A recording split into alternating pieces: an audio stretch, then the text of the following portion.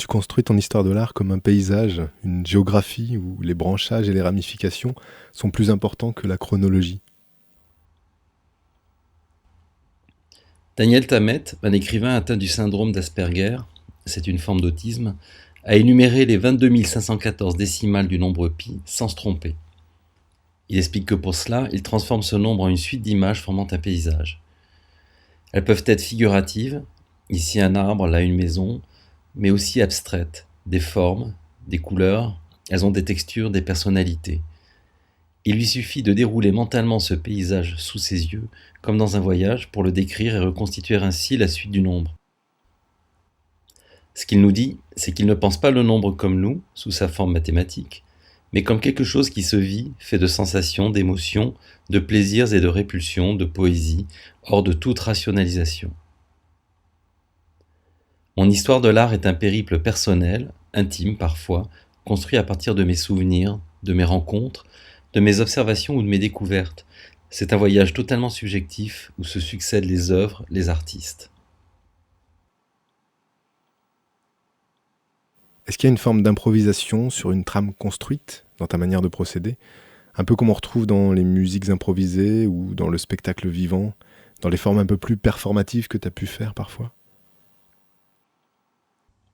Ce serait comme un long ruban perforé qui défilerait et jouerait une musique ininterrompue. Mais j'en crée les perforations au fur et à mesure du défilement, m'accordant ainsi toutes sortes de digressions, d'improvisations, comme une pensée qui déambule. J'ai l'impression que tu as un goût pour les schémas, la mécanique, l'installation, la matière en mouvement. On pourrait convoquer ici des figures comme Tinguely, Calder ou encore Fischli et Weiss. Je pense aussi à Pierre Bastien ou à d'autres mécaniciens de la musique. Et tu as d'ailleurs élaboré une machine à dessiner les sons. Et tu travailles aussi la vidéo. Les machines me fascinent parce qu'elles concrétisent ce que l'être humain peut avoir de surprenant. Avec elles, on transforme la matière au profit de la pensée, du mouvement, de la lumière, du son, de l'énergie. L'art fait partie de cette production immatérielle. Quand les artistes appuient leur création sur des machines, la dimension onirique, poétique ou inquiétante s'en retrouve souvent démultipliée. Il y a aussi une grande part d'inattendu. Je trouve qu'une machine est une installation en soi. Et quel est ton rapport physique à l'art? Ton rapport au corps? Est-ce qu'il est en mouvement quand tu es dans la création?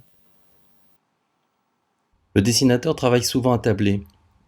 Il y a bien un corps à corps avec la feuille, mais dans le meilleur des cas, c'est comme une danse miniature où tout se joue dans l'expression de la main, peut-être du bras. Parfois, le corps entier peut être mobilisé, ça reste alors subtil. La performance sollicite le corps autrement. Il devient à lui seul la main du dessinateur, l'outil, l'œuvre. C'est ce que j'ai rencontré de plus absolu dans ma pratique du dessin. La création est alors étroitement liée avec le corps et l'instant. Le corps semble toujours te fasciner à différents endroits. L'amputation, l'ablation, l'aspect figé aussi des statues vivantes. Ton goût pour l'art passe vraiment par ce corps? Le corps diminué, c'est une histoire de disparition. Qu'est-ce qui est le pire pour un dessinateur? La cécité, l'amputation? Les musées sont remplis de statues auxquelles il manque un bras, une jambe, la tête. L'histoire de l'art passe par les corps, fussent-ils mutilés. Disparition ou persistance sont au cœur de la question artistique. Au jeu des références, tu ramènes Goya, Bosch, Matisse, les statues vivantes, Joël Peter Wittkin, ou encore la bande dessinée bien sûr, et probablement bien d'autres choses.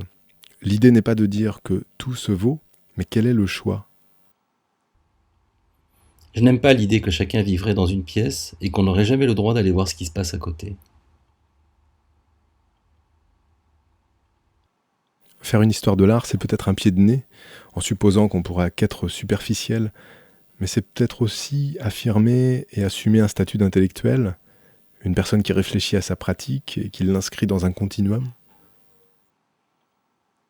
Si être un intellectuel, c'est réfléchir, et si réfléchir peut s'envisager comme quelque chose de créatif, d'agréable ou de divertissant, quelque chose qui rend vivant, alors j'accepte volontiers d'être un intellectuel.